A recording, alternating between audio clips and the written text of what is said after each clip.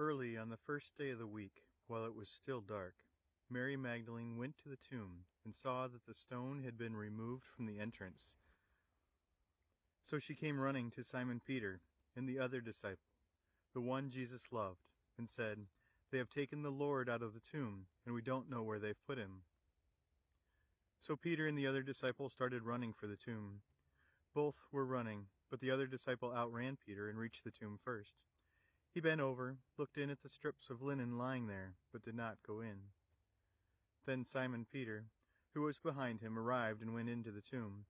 He saw the strips of linen lying there as well, and the burial cloth that would have been around Jesus' head. The cloth was folded up by itself, separate from the linen. Finally, the other disciple, who had reached the tomb first, also went inside. He saw and believed. They still did not understand from Scripture that Jesus had to rise from the dead. Then the disciples went back to their homes, but Mary stood outside the tomb crying. As she wept, she bent over to look into the tomb and saw two angels in white, seated where Jesus' body had been, one at the head and the other at the foot. They asked her, "Woman, why are you crying?" "They have taken my Lord away," she said, "and I don't know where they've put him."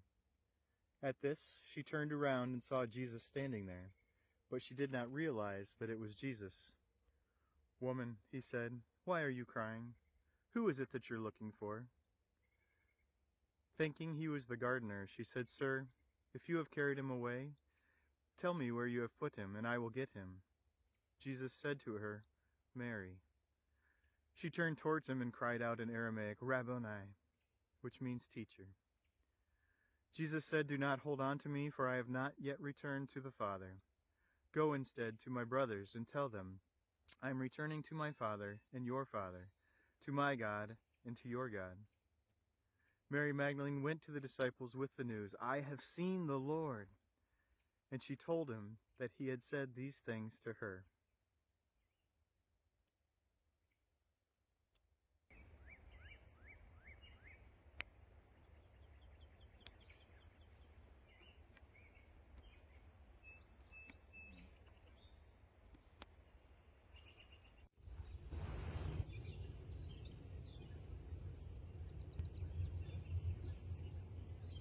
He blesses every love which weeps and grieves, and now he blesses hers, who stood and wept and would not be consoled or leave her love's last touching place, but watched as low light crept up from the east.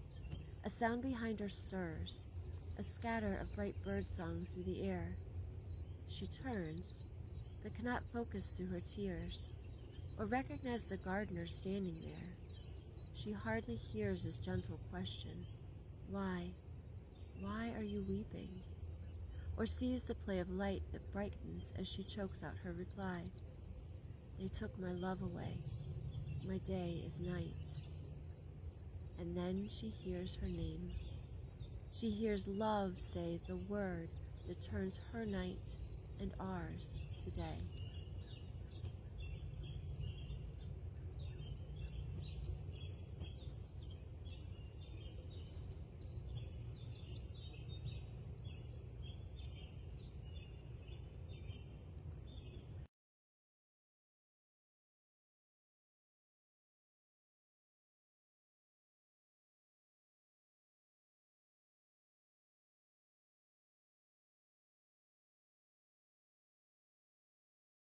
Man, do I wish I could be with you this year.